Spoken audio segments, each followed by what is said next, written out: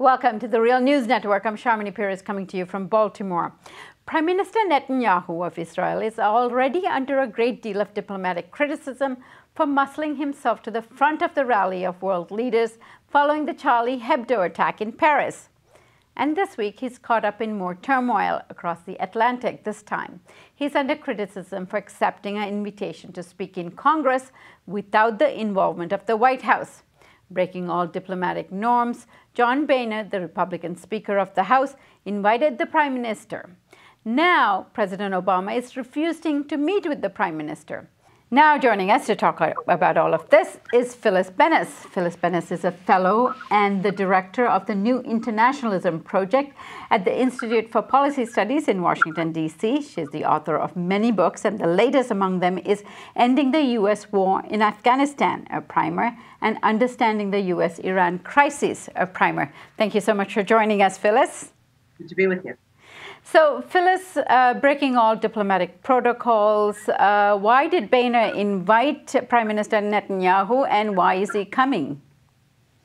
Well, there's clearly a partisan double play going on here with Boehner's invitation. At home, the politics at home, this was a deliberate snub to President Obama within hours after his State of the Union address, announcing that the Congress, without any consultation with the White House, was inviting to come to speak to a joint session of Congress the leader of Israel, who knowingly has a deliberately opposing view to the Obama administration on what to do about the negotiations underway with Iran.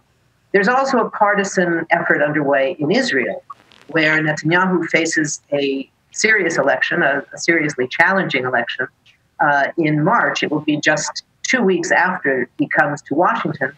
And clearly he sees this as a way of increasing his popularity among some who have thought that he is undermining the relationship with the United States.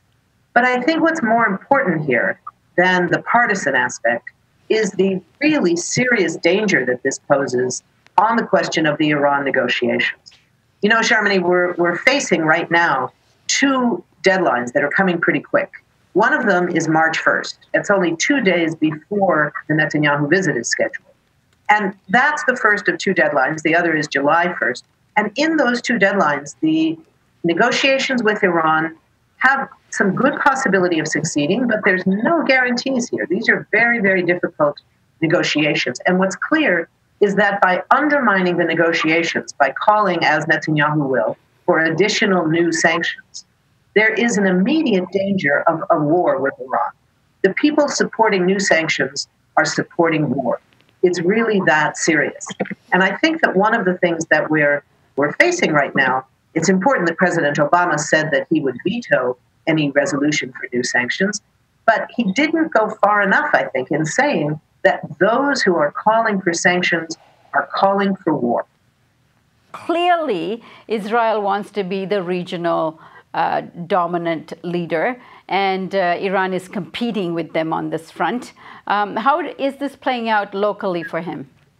Well, I think that what we really are seeing is a situation where if Iran at some point in the future did what they have not done so far, according to all U.S. intelligence agencies, and apparently the Mossad as well, which has already challenged Prime Minister Netanyahu and said they did not think there should be new sanctions, and then they pulled back when it was announced publicly that they had said such a thing to U.S.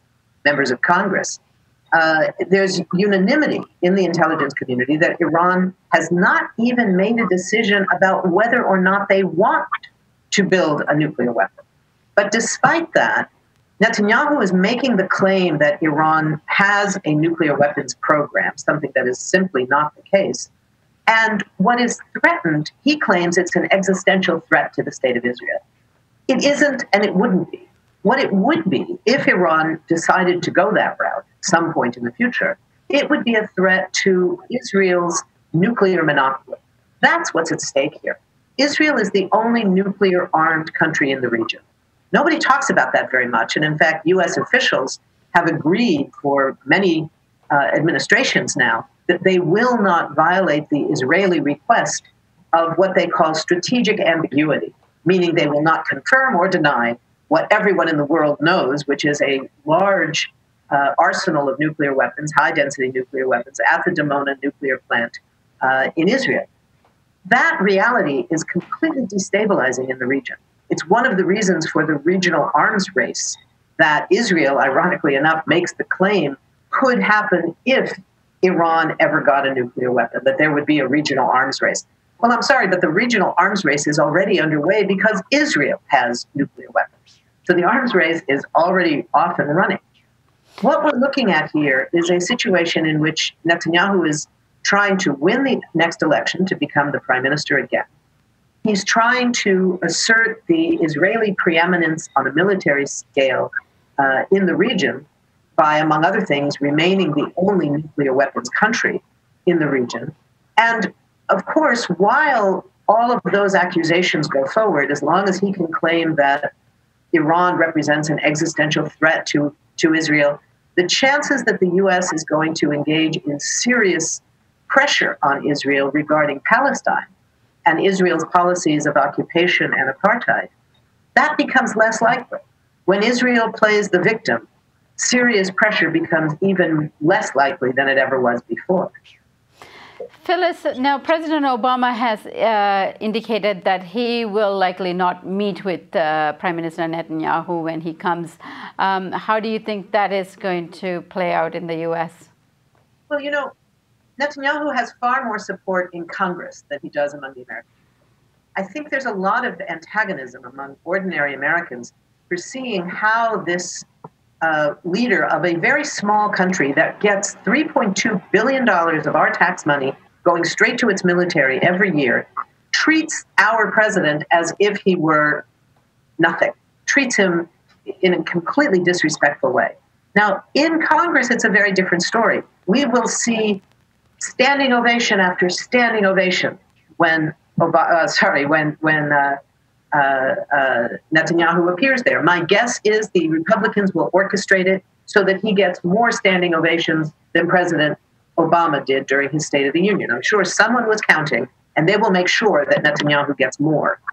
One of the dangerous things we have to recognize here is that the influence of Israel and the concern about being nice to Bibi Netanyahu is not simply a partisan issue. Right now, it's more the Republicans, but there are plenty of Democrats who are very committed to this issue. And if we look at the remarks that were made just a couple of days ago, for example, by Senator Menendez, who made an outrageous, completely false statement about Iran, claiming, first, he said that President Obama, from his own party, he really called him a traitor, essentially. What he said was that President Obama had said things that sounded like talking points straight from Tehran. He said that about his own president from his own party. And then he went on to talk about Iran's alleged nuclear weapons program, completely denying the reality that there is only one nuclear weapons power in the region, and it's not Iran, it's Israel. So this is a bipartisan problem that we face here. This is not just a partisan issue. Certainly Boehner's invitation has all the hallmarks of a partisan attack on Obama. But this is not just about partisan politics. This is a serious challenge for those of us who want an entirely different kind of foreign policy, one in terms of Iran that's based on negotiations and not based on war. We have a huge challenge ahead of us, a lot of work to do, to ensure in both parties that this outrageous kind of mindless support for anything that Netanyahu says, anything that Israel wants, somehow trumps the foreign policy interests of the United States. This is a bipartisan problem, and it's going to take a bipartisan effort to defeat it. Phyllis, a public opinion research poll conducted by Security Studies at University of Maryland showed that there's a clear majority of Americans, including 6 out of 10 Republicans, support a negotiated settlement with Iran. What do you think of these results, given that Netanyahu's supposed reason for coming to the United States is to generate more blockades or more sanctions against Iran? I think it always depends on how you ask the question. If you tell people the truth and say the choice is either negotiation or war, everybody will say negotiations. If you say that the issue is, Should we negotiate something that could leave Iran with some part of a nuclear power program that some people say 30 years from now maybe could become a weapons program? If even something like that, people will say, oh, I don't know if we want to have negotiations based on that. So, it really depends on how you ask the question.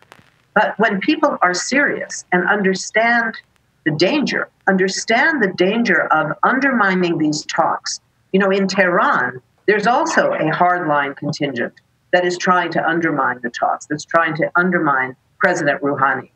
In that sense, President Rouhani and President Obama both have right-wing extremist elements inside and outside their parliaments and Congress that they have to deal with. If the negotiations collapse, there is a very serious danger that hardliners in both sides will gain the upper hand, and the possibility of a military interaction between the U.S. and Iran becomes a very serious threat. Right. All right. We'll be watching this issue in the months to come leading up to the visit, and we'll come back to you, Phyllis, for further analysis. I look forward to it. Thanks. And thank you for joining us on the Real News Network.